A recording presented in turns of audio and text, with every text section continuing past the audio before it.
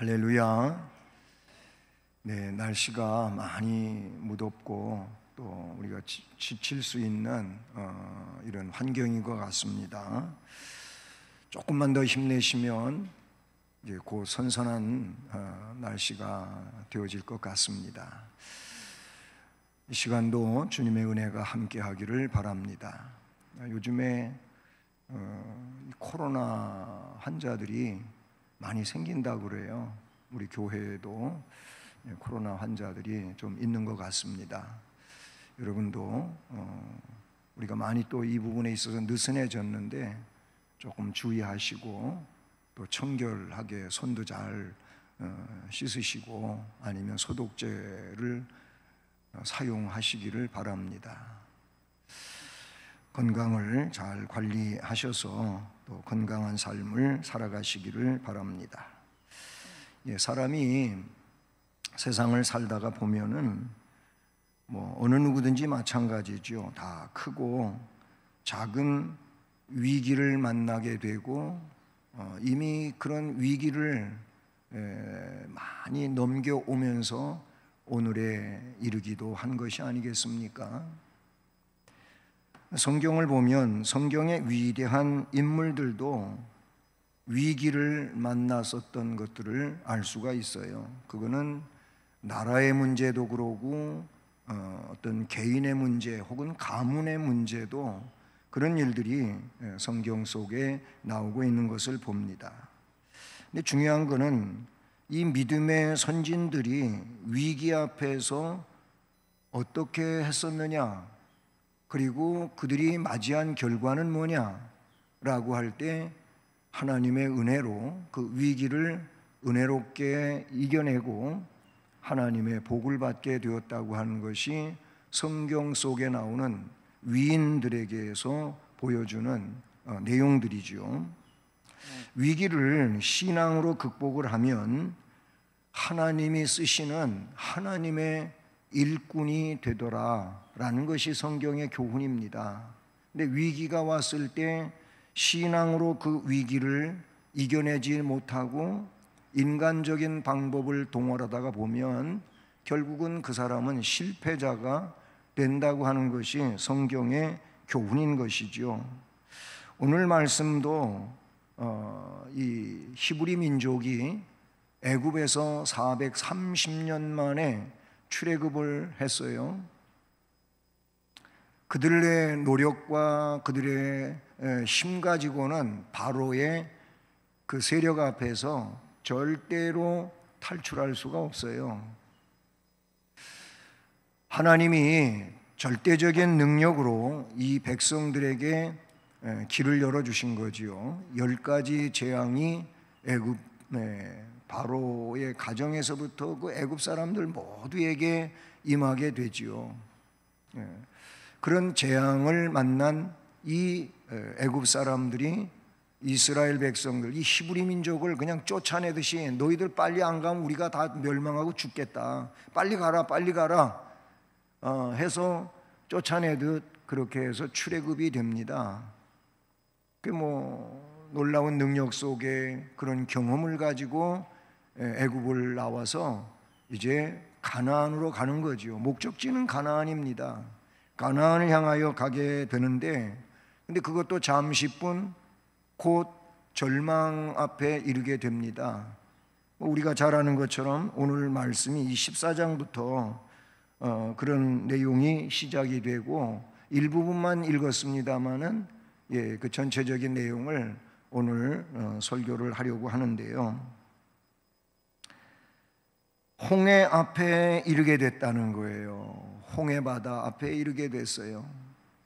그러니 이게 한 200만이 넘는 어린아이까지 전부 인구가 장정만 60만 명이었으니까 추산하면 한 200만 명이 넘는다고 하지 않습니까? 이 사람들이 이 바다를 도대체 어떻게 건너가겠습니까? 근데 시간이 그냥 오래오래 바다를 건너갈 수 있도록 배를 만들든지 뭔 수를 쓰든지 하면은 되겠는데 시간이 많으면 그렇게 할 수 있어요. 그런데 오늘 말씀을 보시면 애굽 사람들, 이거 애굽 사람은 그냥 사람이 아니고 애굽 철병거가, 그 병차가 뒤에까지 와 있는 거예요. 말씀에 그러잖아요. 이 사람들이 눈을 들어 보니까 애굽 사람들이 자기를 뒤에 이루는 겁니다. 바짝 쫓아온 거예요. 바로의 마음이 바뀌어가지고 이 히브리 민족을 그냥 내보다는 도로 붙잡아야 되겠다, 와서 종으로 일시키며 살아야 되겠다. 그래서 군대를 보낸 거 아니겠습니까? 자, 홍해가 놓이고 애국 군대가 추격해오고 이제 샌드위치가 된 거예요. 가지도 못하고 어떻게 할 수가 없는 이런 상황이 되었다는 것이죠. 오늘 이 시대를 살아가는 우리도 이와 같은 상황이 닥쳤었기도 했고 지금 그렇게 겪기도 하고 있고 앞으로 또 이런 일이 없다고 누가 말할 수 있겠느냐, 그런 얘기예요. 가정이 위기 앞에 놓이기도 하고 건강이 위기에 처하기도 하고 이런 직업의 위기 속에 빠지기도 하고 자녀 문제로 위기를 겪기도 하고 신앙의 위기 또는 교회의 위기, 이 나라의 위기, 이 나라는 어떻게 보면은 어려운 상황에 봉착돼 있기도 하지 않습니까? 그냥 이거 다시 말하면 나라도 그렇고 나도 그렇고 우리 모두가 이러지도 못하고 저러지도 못하는 위기 상황이 우리에게 있다, 그 말인 것이지요. 이 위기 앞에서 우리는 어떻게 처신을 해야 되는가 라는 그것을 오늘 말씀이 우리에게 가르쳐 준다, 그 말인 겁니다. 하나님께서 이스라엘 백성에게 하신 말씀은 곧 이 시대를 살아가는 우리에게 지금 말씀하고 계시는 것을 우리는 깨달아야 될 줄로 믿습니다. 그 아주 오래전 이집트에서 출애굽하던 그 백성들에게만 하셨던 말씀이 아니고 바로 그 말씀이 오늘을 살아가는 나에게, 우리에게 말씀하고 계신다, 이렇게 말씀을 느끼는 자가 복을 받을 것이고 은혜가 될 줄로 믿습니다. 자, 오늘 말씀에 보면 이미 그 상황 설명은 해드렸잖아요. 우리 하나님이 뭐라고 말씀하십니까? 우선 이들을 보면은요, 10절에서 12절까지의 상황을 보게 되면 이들이 믿음이 하나도 없어요. 자신들을 애굽에서 그 바로의 세력에서 전능하신 능력으로 구출시켜 주신 그 하나님에 대한 믿음이 없는 거예요. 그래서 어떻게 합니까? 그 애굽 사람들이 뒤에 바짝 쫓아와 있는 걸 보면서 심히 두려워하여 여호와께 부르짖었다. 여기서 그러면 여호와께 부르짖었다고 하는 게 기도입니까? 절대 기도가 아니에요. 뒤에 나오는 상황과 같이 연결시켜 보게 되면은 이게 하나님, 우리가 이런 위기 속에 있으니 구해주세요, 이런 기도가 아니에요. 그럼 뭡니까? 하나님 앞에 두려워하면서 부르짖었다고 하는 이 말은 이들은 원망스러운 하소연을 내뱉었다, 이렇게 보시면 되는 거예요. 그 왜 그러냐? 뒤에 보세요. 그들이 또 모세에게 하는 말이 이래. 애굽에 매장지가 없어서 당신이 우리를 이끌어내어 이 광야에서 죽게 하느냐? 그냥 애굽에 종살이하고 있을 때 그냥 놔뒀으면은 그렇게 살다가 거기에서 죽어서 땅에 묻힐 건데 이게 뭐냐 이거지요. 이렇게 죽게 만들려고 이끌고 나왔냐 이 말이지요. 그리고 또 이렇게 말합니다. 어찌하여 당신이 우리를 애굽에서 이끌어내어 우리에게 이같이 하느냐? 우리가 애굽에 있을 때 당신한테 염려하던 말이 이거 아니냐?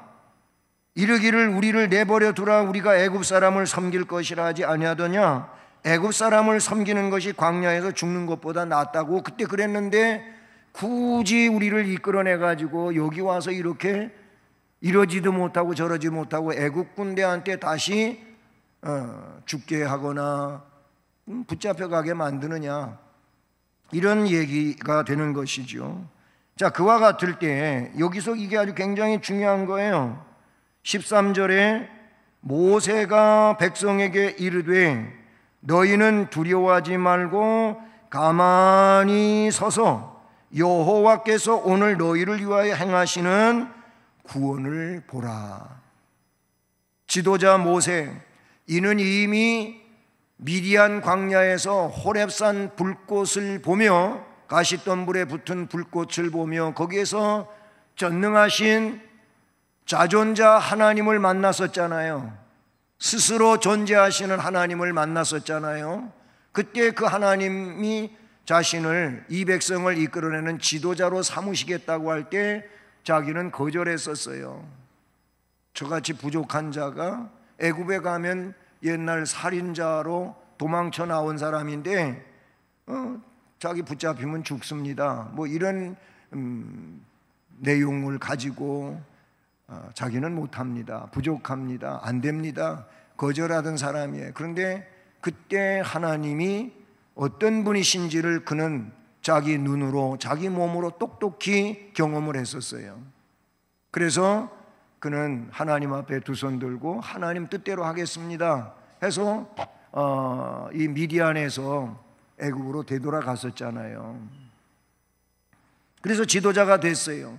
그 모세는 그 이외에도 여러 번 경험을 했어요. 자기 자신의 지팡이가 그냥 던지면 뱀이 되고 다시 그 꼬리를 잡으면 지팡이가 되고 경험했던 자예요. 그 모세는 명하기를 너희는 두려워하지 말아라. 우리 하나님은 너희가 그렇게 생각하는 하나님이 아니다. 그냥 그러니까 하나님이 어떻게 하시는지 가만히 서 있으면서 그 여호와 하나님께서 너희를 위하여 행하시는 구원을 보면 된다. 아멘. 이게 믿음이지요. 이게 믿음이에요. 가만히 서서라고 하는 이 말은 그러면 뭔 얘기입니까? 아무것도 하지 말고 가만히 있으라 이런 말일까요? 그게 아니고 지금 앞에서 이 백성들이 행한 소행이 뭡니까? 원망과 불평이에요. 믿음은 없고 하나님에 대하여 원망하고 지도자에 대해서 원망하고 불평했던 이것이 그들의 전부예요. 믿음이라고 하는 게 어디가 있습니까? 없어요. 이들에게는요. 그런 상황이었어요. 가만히 서 있으라고 하는 것은 두려움에 잡혀 함부로 행동하지 말아라. 하나님 앞에 믿음 없이 행동하지 말아라. 그 말을 하고 있는 거예요. 이들은 말씀에 있는 그대로 불신앙적인 언어, 불신앙적인 행동, 불신앙적인 생각 이런 건데 그걸 하지 말라는 거예요. 그걸 멈추라는 거예요. 여러분 역대하 20장에도 보면 여호사밧 왕이 모압과 암몬과 마온 사람들 세일산 거민이 시물 앞에 가지고 유다 예루살렘 성을 공격하려고 왔을 때에도 여호사밧이 하나님 앞에 기도를 했어요. 하나님, 옛날에 이런 모압과 암몬 같은 사람들 그 루트로다가 왔잖아요. 가나안 땅 들어올 때 그때 하나님이 멸망시키지 말라 그래서 가만 내버려 뒀는데 그때 그냥 다 없애버렸으면 이런 문제가 생기지 않을 텐데 왜 그때 그렇게 하지 말라고 하셨습니까? 그들을 하지 말라고 해서 오늘 이런 경우를 당하면 이거 하나님 도대체 뭡니까? 여호사밧이 하나님의 약속에 근거해가지고 그런 기도를 할 때 하나님이 여호사밧한테 가만히 있어. 이 전쟁 네가 할 게 아니고 내가 전쟁하는 거야. 나 여호와가 저 사람들하고 전쟁하는 거니까 너는 가만히 있으라는 거예요. 오히려 너는 찬송하며 적진을 향하여 나가라. 내가 어떻게 하는지 가봐라. 이렇게 역대하 20장 17절에도 말씀하고 있는 걸 우리가 봐요. 히브리서 12장 2절을 보면은요, 거기에는 앞에 11장에 믿음의 선진들을 쭉 나열했잖아요. 히브리서 11장이 믿음장이잖아요. 그래서 믿음의 선진들에 대하여 누구는 이런 믿음으로 저런 믿음으로 승리했다, 믿음으로 이겼다, 믿음으로 모든 걸 감당했다, 이런 얘기가 히브리서 11장에 파노라마처럼 쫙 펼쳐져요. 그러면서 12장에 와서 이거 봐라, 구름과 같이 둘러싼 믿음의 산 증인들이 이렇게 많지 않느냐? 그것만이 아니고 더 핵심적으로 구체적으로 히브리서 12장 2절에 믿음의 주님, 믿음의 주여 또 온전하게 하시는 그 예수님을 바라보자. 예수님 바라보는 게 믿음이다. 다른 거 생각지 말고 예수님만 바라봐라. 예수님 바라보면 예수님이 다 해결해 주신다. 예수님이 너희들을 승리하게 하실 것이다. 아멘. 우리는요, 하나님을 바라봐야 됩니다. 왜? 하나님은 전능하신 창조주이십니다.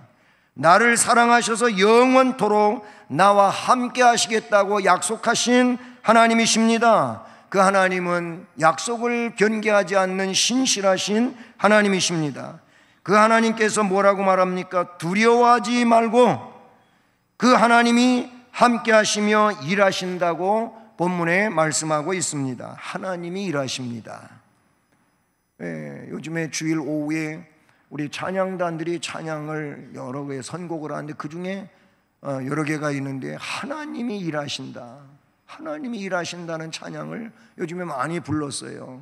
우리는 그 찬양 부르면서 하나님이 일하시는데 왜 우리가 염려하고 걱정하고 그럽니까? 하나님이 하실 텐데. 홍해 앞에서 죽이려고 끌어내신 하나님 아니잖아요. 가나안에 데리고 가려고 꺼내신 하나님이잖아요. 그 믿음이 있어야지요.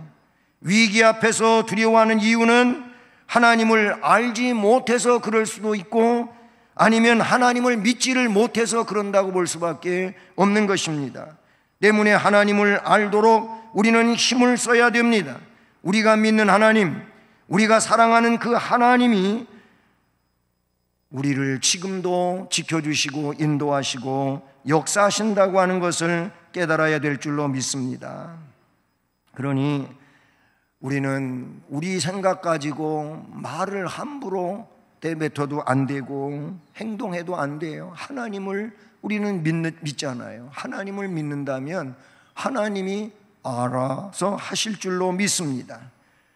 다시 두 번째로 14절의 말씀을 보시면 뭐라고 되어 있습니까?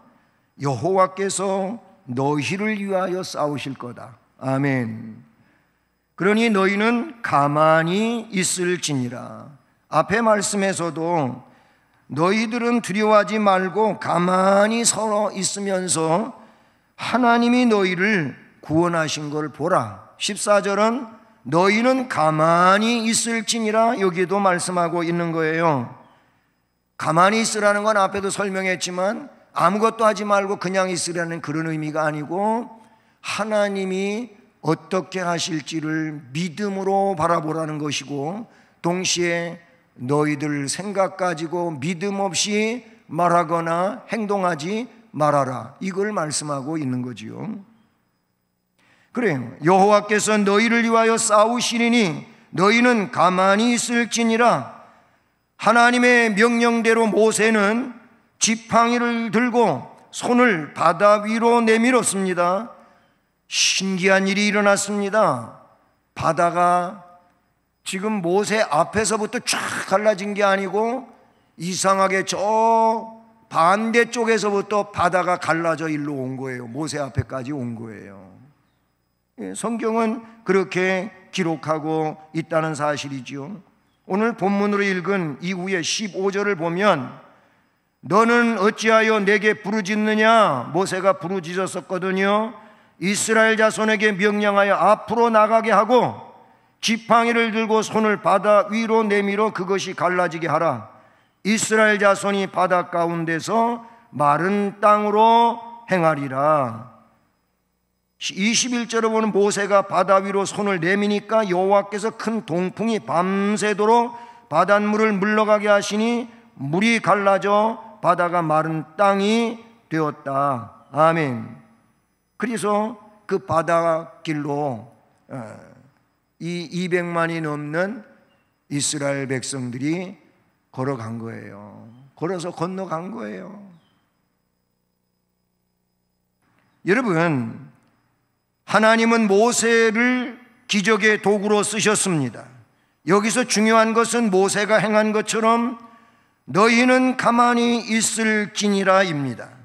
믿음 없는 소리로 불평하고 원망하며 아우성치지 말고 하나님을 믿고 기다리라는 것입니다. 모든 일을 믿음으로 행하면 기적은 하나님이 일으키시는 겁니다. 누구에게? 믿음으로 행하는 자에게 하나님이 하나님의 초월적인 방법으로 역사하시는 줄로 믿습니다. 믿음 없이 자기의 생각과 계산을 가지고 했다면 하나님은 거기에 역사하시지 않습니다. 위기가 찾아왔습니까? 믿음으로 하나님의 약속의 말씀을 붙잡고 나아가시기를 축복합니다. 그러면 그런 믿음의 행위를 통해서 하나님의 역사가 그곳에 함께할 줄로 믿습니다. 하나님은 인도하시는 하나님이십니다. 그렇잖아요. 하나님은 이 백성을 인도하신 하나님뿐만이 아니고 오늘 우리를 인도하시는 하나님이신 줄로 믿습니다. 인도하시는 하나님은 그 백성들을, 그들은 누구예요? 하나님이 사랑하는 자들이잖아요. 이 사랑하는 백성들을 하나님은 적극적으로 보호하시는 줄로 믿습니다. 말씀에 보면요, 애국 군대는요 당장이라도 이스라엘 백성들을 쫓아가 붙잡을 수 있을 것 같은 상황이었습니다. 근데 이게 웬일입니까? 말씀을 보니까 애국 군대는 밤새 이스라엘 백성에게 가까이 가지를 못했어요. 그렇게 된 이유가 뭡니까? 하나님의 사자가 원래는 구름 기둥, 불 기둥으로 이 백성들의 앞에서 이끌고 갔었는데, 앞에서 이끌고 가던 이 구름 기둥, 불 기둥이 이스라엘 백성들 뒤로 옮겨갔습니다. 저 후미로 옮겨갔어요. 그래가지고 애국 군대가 있는 그곳에는 앞이 하나도 보이지 않는 깜깜한 어둠으로 시간을 보내게 합니다. 반면에 이스라엘 백성들 진에는 그냥 광명천지가 되었다고 말씀은 그렇게 우리에게 나타내주고 있지 않습니까? 그러니까 이스라엘 백성과 그 애국 군대 사이로 구름 기둥이, 불 기둥이 옮겨가 가지고 애국 군대에는 계속 어둠이 임하게 하고 이스라엘 백성에게는 밤이 새도록 광명이 임했습니다. 그게 19절로 20절에 나오는 말씀이에요. 이스라엘 진 앞에 가던 하나님의 사자가 그들의 뒤로 옮겨가매 구름 기둥도 앞에서 그 뒤로 옮겨 애굽 진과 이스라엘 진 사이에 이르러 서니 저쪽에는 구름과 흑암이 있고 이쪽에는 밤이 밝음으로 밤새도록 저쪽이 이쪽에 가까이 하지 못하게 해요. 하나님의 역사입니다. 저들이 쫓아오지 못해, 거기까지는 왔는데 거기가 한계예요. 더 이상 올 수 없게 하나님이 만드셨습니다. 그리고 그 순간에 이스라엘에게는 광명을 주시고 지금 홍해를 하나님이 가르시는 이 시간이 되었다는 사실을 말씀해 주고 있는 것이지요. 하나님은 하나님의 백성들을 적극적으로 보호하십니다. 절대로 악한 손이 건들지 못하게 하시는 줄로 믿습니다. 바로 이 내용을 가지고 보라 너희는 두려워 말고, 이런 복음 찬송이 만들어졌잖아요. 많이 우리가 부르기도 했던 그런 내용들이에요. 보라 너희는 두려워 말고, 보라 너희를 인도한 나를, 보라 너희는 지치지 말고, 보라 너희를 구원한 나를, 너희를 치던 적은 어디에 있느냐? 너희를 억누르던 원수는 어디 있느냐? 보라 하나님의 구원을 보라, 하나님의 능력을, 너희를 위해서 싸우시는 주의 손을 보라. 이런 찬송이에요. 하나님을 보라는 거예요. 구원의 하나님을 보라는 거예요. 능력의 하나님, 너희를 위해서 싸우시는 그의 손길을 보아라. 하나님은 어떤 방법으로도 하나님의 사랑하는 자를 지켜주시지 망하지 않게 하시는 하나님이신 줄로 믿습니다. 그래서 하나님은 뭐예요? 장애물을 치우시는 하나님이에요.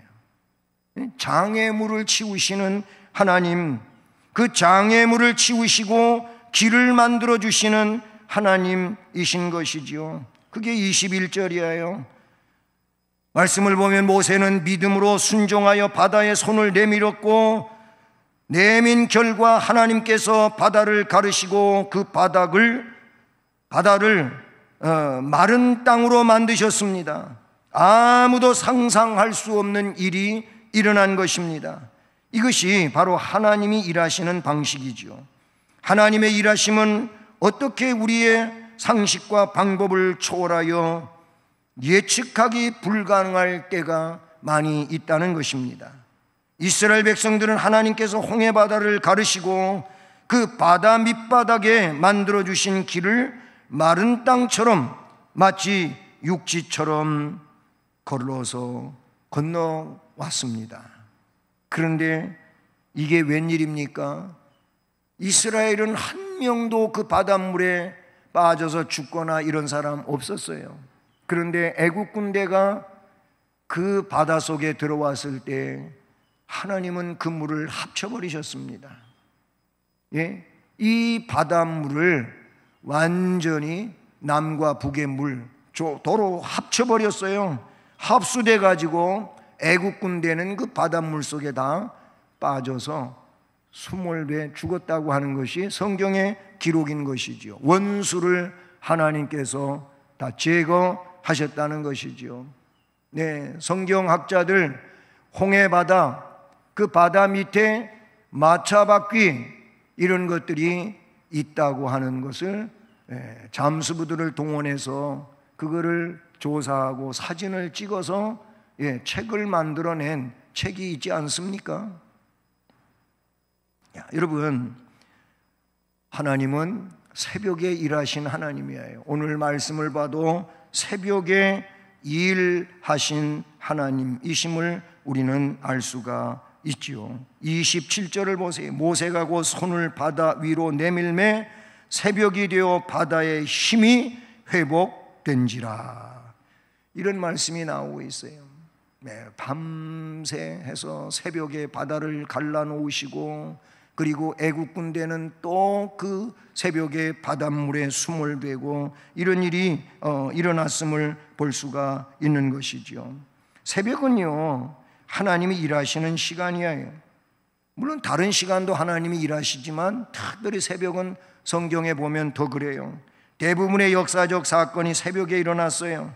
아브라함이 모리아산에 이삭을 제물로 바치기 위해서 갔던 때도 창세기 22장 3절을 보면 새벽에 일어나서 갔다고 나와요.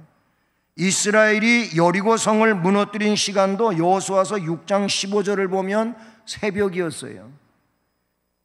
홍해가 갈라진 시간도 오늘 말씀에 보면 24절과 27절에 새벽이라고 하는 것을 알 수가 있다는 사실이지요. 새벽에 여호와께서 불과 구름 기둥 가운데로 애국 군대를 보시고 애국 군대를 어지럽게 하셨다. 새벽에 하나님을 만나시기를 축복합니다. 새벽에 사람들은 성공했습니다. 새벽은 문제 해결의 시간이고 새벽은 위기가 기회로 바뀌는 시간입니다.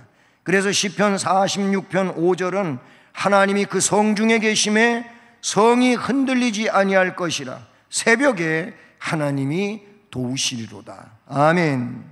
사랑하는 여러분, 진퇴양난에 빠진 이스라엘 백성들은 하나님과 모세를 믿지를 못하고 두려워하며 불평불만을 쏟아냈습니다. 그게 11절로 12절이잖아요. 그러나 하나님께서는 모세를 통하여 기적을 베푸십니다. 그래서 하나님께서는 이스라엘 백성들로 하여금 이 홍해의 위기를 통해서 하나님을 경외하게 하였고 지도자인 모세를 믿게 하신 줄로 믿습니다. 우리도 하나님의 약속들을 믿고 믿음으로 행하는 신앙의 위인이 될 수 있기를 축복합니다. 하나님께서 우리의 길이 되어주시고 나아갈 길을 만들어주실 줄로 믿습니다. 모든 곤란한 상황 속에서 우리를 구하여 내실 줄로 믿습니다. 하나님께서 내 편이 되셔서 싸워 주십니다. 우리의 환난이 도리어 영광이 되고 간증이 되게 하실 줄로 믿습니다. 앞으로도 우리 앞에는 많은 도전과 위기가 있겠지요.